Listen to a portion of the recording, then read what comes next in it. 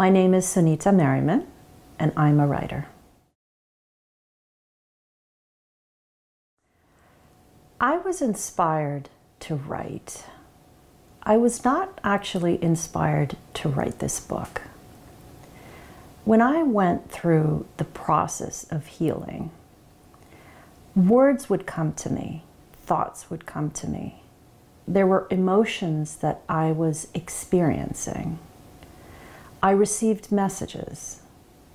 And what I did in the unbearable pain of the process of healing is I was trying to understand everything that was repressed, everything that was there but not quite clear. I started to jot down things. As I started to write, words became sentences, and sentences started to look like poems. So I continued to write. I wrote early in the morning after being, I just would get up in the middle of the night, have some thoughts. As soon as I would get up, I'd write them down. Full sentences, sometimes poems.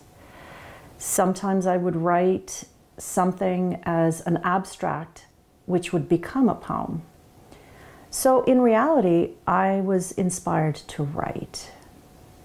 One day I sat with a very dear friend of mine, Maria, and we were celebrating our birthdays. And I said, you know, I've been writing some stuff.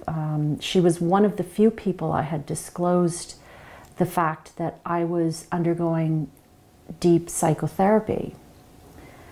And so she says, oh, just read some stuff. And I read her a couple of poems, and she was speechless. And she, at that moment, said, Sunit, you've got to publish them. And I looked at her and I said, no, I'm writing, this is for me. And I really don't even want to tell anybody that I've been through this process. Forget about sharing these thoughts and emotions and this pain and shame. And she said, no, there's a lot of other people that will feel encouraged to go through what you've gone through. So that was when the thought of a book came to mind. And as they say, the rest is history.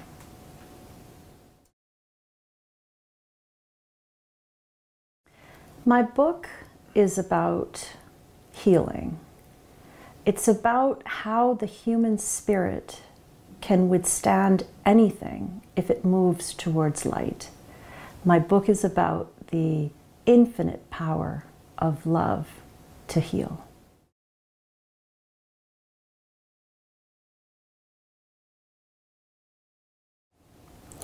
The overall themes that encompass stripping my fight to find me are now beginning to be clear to me. When I wrote them, I was writing through access to my unconscious. The process that I chose to go through, which I understood nothing about at that time, is called Davinlou's intensive short-term dynamic psychotherapy. What this work does is it gains access to the unconscious, because that's where pain, trauma, and our reactions that are instinctive to us are stored. Consciously, I actually thought I was doing really great in life, and my outward life proved that.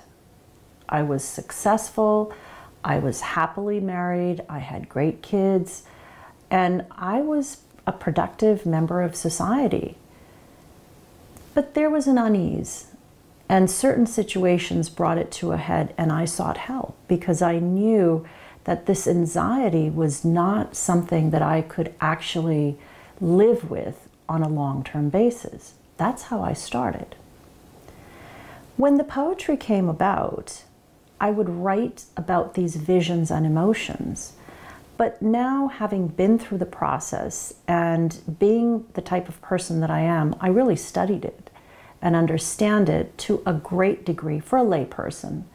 You also have to remember, I'm a clinician. I've been treating patients for about 25 years now, so I do have that doctor part of my psyche that understands human behavior, and I see it day in, day out when I treat my patients.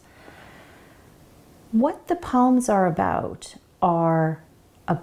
someone who has suffered, obviously that someone is me, trauma at a very young age.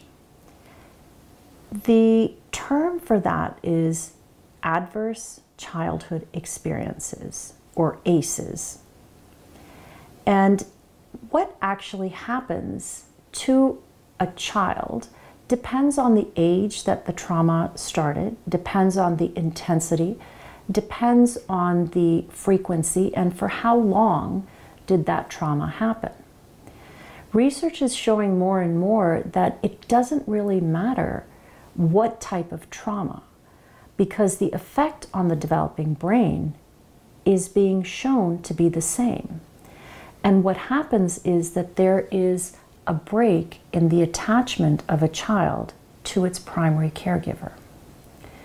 The power of love comes in that despite this being a formative experience that every human being should have, if it's interrupted, if it's disabled, if it's absolutely destroyed, there is still the opportunity for that attachment to happen again through a therapeutic process, in my case, but it could be the same as someone having a pastor, a friend.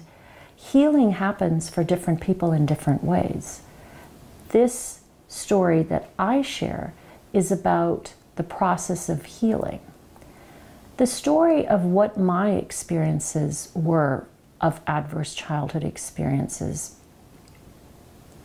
The story of what my childhood trauma was is actually not the interesting part of this story, and that is not why I publish this book or share my fight. The title of my book is Stripping: My Fight to Find Me. What I want to share is that fight, because that fight is the same fight that millions of us fight to regain who we truthfully are. And I wanted to share this fight so others can be inspired to look at their story, to look at their lives and say, you know what? There's more that I can do. There's more that I can be. And trauma or depression or anxiety or whatever comes in their way is not letting them be the full person that they want to be. I share my fight, and I share the darkness. I don't want anybody to ever feel as alone as I did.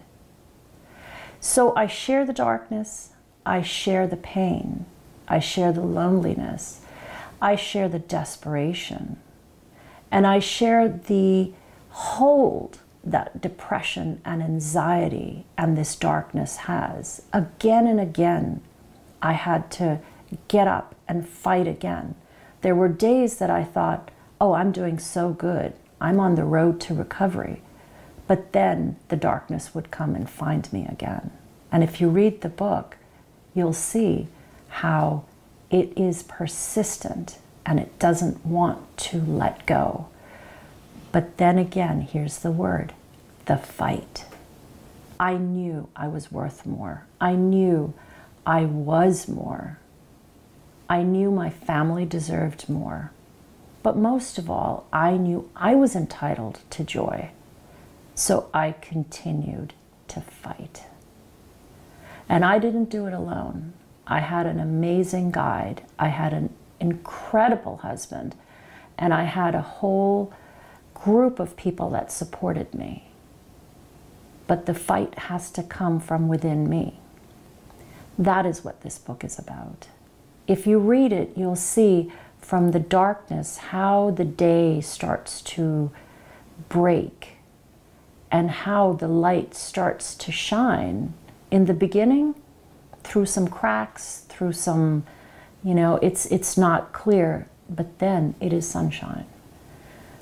One thing I would add is that there's always darkness and the fight continues. But with the healing, it's not a fight, it's a conscious thought. And that's very, very different.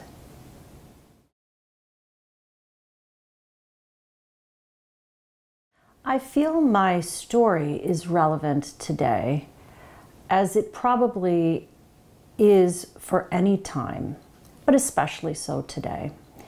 We're living in a society where connection is not highlighted as the fundamental way that we are wired.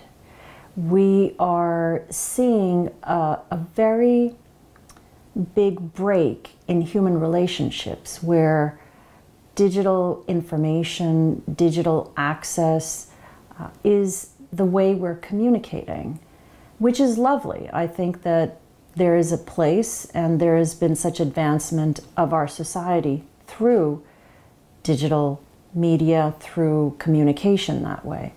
But it does not compensate for the human connection. And in my own practice, I've seen over the last 10, 15 years how my patients are showing a much higher level of depression, younger and younger. You don't have to go far, but you can look at a headline any day and you hear about suicide. You hear about teen depression. What you don't hear about is the millions more that suffer that don't say anything because of the stigma that's attached. If you have high blood pressure, you have cancer, you're in an automobile accident, those wounds are visible. We are, as a society, used to saying, what can we do? How can we help? But if someone is suffering mentally, either A, they're not going to say anything. They get asked the question, how are you? And it's the same canned answer. Oh, doing great. And you start listing your accomplishments. You start listing your busyness. But you may be broken and inside alone and desperate for someone to just touch you with their word, or actually a physical touch, a handshake, a hug. So loneliness is a big issue. Depression is a big issue. And there are millions of us that suffered trauma as a child. It could be something, that was mild, that had some effects and they still come up. Or it could be repeated and intense, and it's just part of the psyche that is buried, and we came about with different ways to deal with it that take away the joy in our life and is one of the big causes of depression. So it is relevant. As you all know, Oprah did a piece on 60 Minutes on early childhood trauma, and that has helped to highlight it. There are some incredible researchers and clinicians that have spent their lives discussing and researching trauma, and there's a very big push to recognize that trauma on a child's brain has a very big and a different effect than on an adult brain. And it's invisible. In many cases, you would never know. No one would know that I suffered this kind of trauma, and I suffered so deeply because I had what we would call a very successful, functional life. And that was true as well. That was not untrue. But my inner life was broken. It was fragmented, and it needed a lot of help.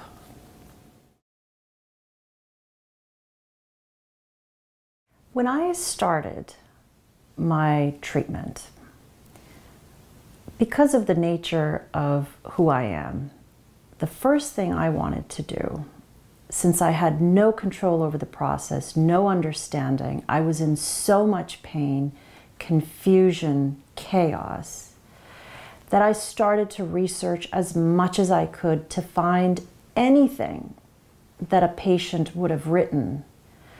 And I looked and I looked and I looked.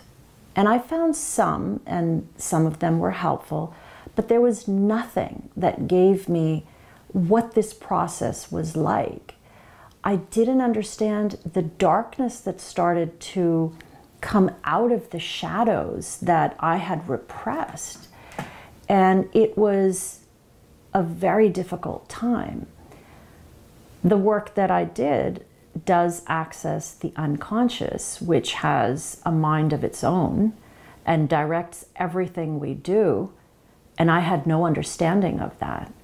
So when I started to write the words to my thoughts, to my visions, to scenarios that were coming into my imagination, and I would put them on paper, sometimes I didn't quite understand them. But now, you know, when I look at what I've written, and with the understanding I have of Davin Liu's intensive short-term dynamic psychotherapy, which is also known as ISTDP, I realize that my unconscious was being recorded. I somehow got access to actually the collective unconscious of someone who has been through an experience of trauma. And so it's unique. My book, Stripping My Fight to Find Me, is very unique in that not only is it a universal story, you don't have to have trauma to have my words resonate with you, but it is a step-by-step guide to the work that gets done for healing through the unconscious. So if you're a layperson and you read it, it becomes something that is a part of your experience. However, if you're a psychiatrist or a psychologist, you could easily start to see, oh, this is this step, this is this step, this is this step. And I believe it gives you a guide to what your patients feel and what they're experiencing. So in my view, this book should be required reading for any healer, whether that's a psychiatrist, psychologist, a Reiki master, a shaman. And of course, if you feel that you are either in the process of healing, you want to be healed, or you just want to read some great poems, then I would recommend check it out. There are a few takeaways from my book, Stripping My Fight to Find Me. The first, I would say, is that all the answers we are looking for are within us. Everything we need is inward.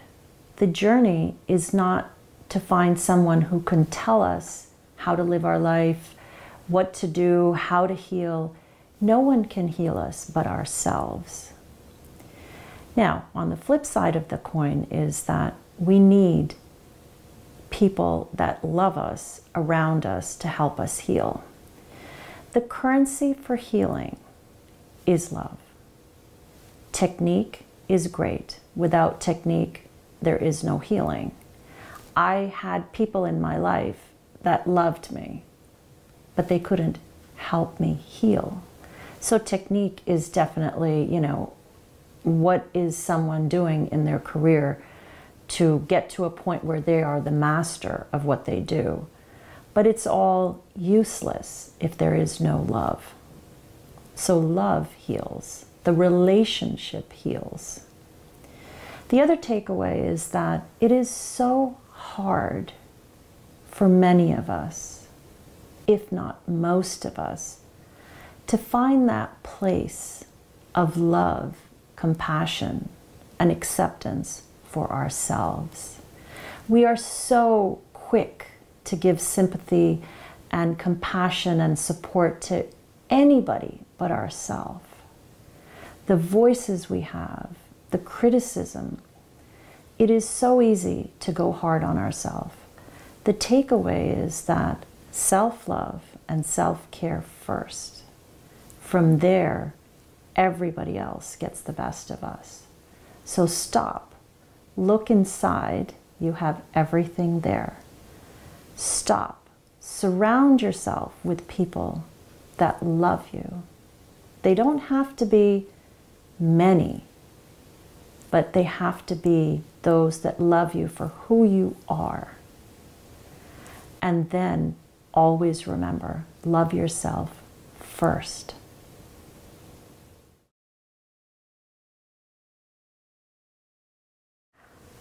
There's a lot of poems that come to mind, but I'm going to read one which I believe is the truth of the matter.